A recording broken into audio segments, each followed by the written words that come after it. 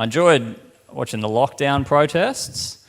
Don't really understand why people were getting angry about the protests. It's one of the few times we get to witness natural selection occurring in real time. At no other time does the shallow end of the gene pool congregate in a single location to wipe itself out.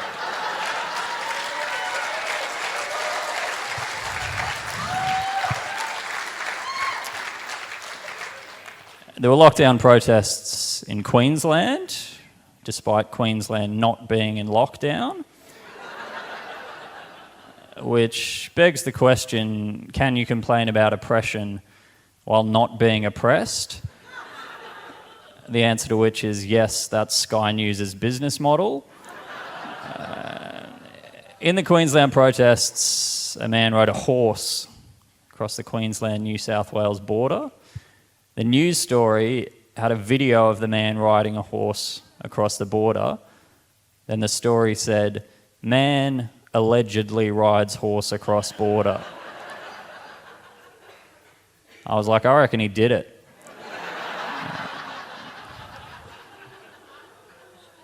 If you think about it, it's a very logical thing for that man to do. In his mind, the government's abusing its power, so he's taken to the streets on his horse as if it's 1853.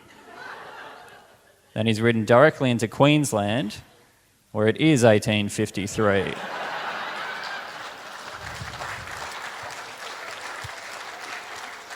As lockdowns wore on, people started lying to the contact tracers, and sometimes those lies were very obvious.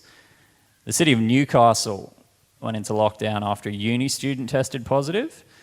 One of the exposure sites was the University of Newcastle Library from 5 p.m. to 11 p.m.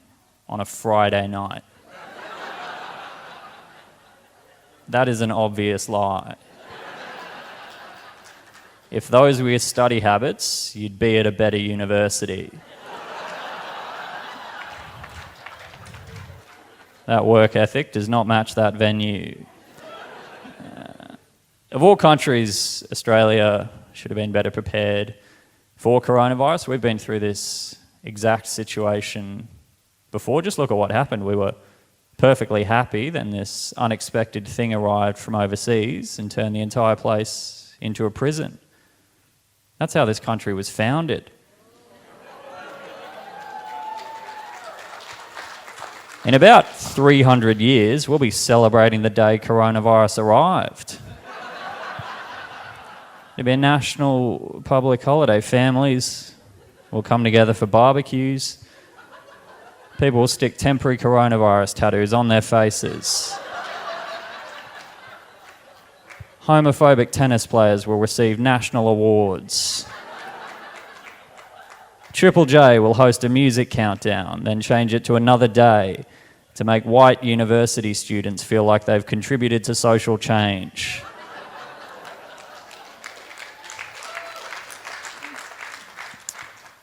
The Prime Minister will shit himself in a McDonald's. And some people might get upset that we celebrate that day because they lost family members to coronavirus. But we'll ignore those people because today isn't about them. It's about how many beers you can drink before you forget how to walk. I don't know if you guys could tell, that joke wasn't about coronavirus.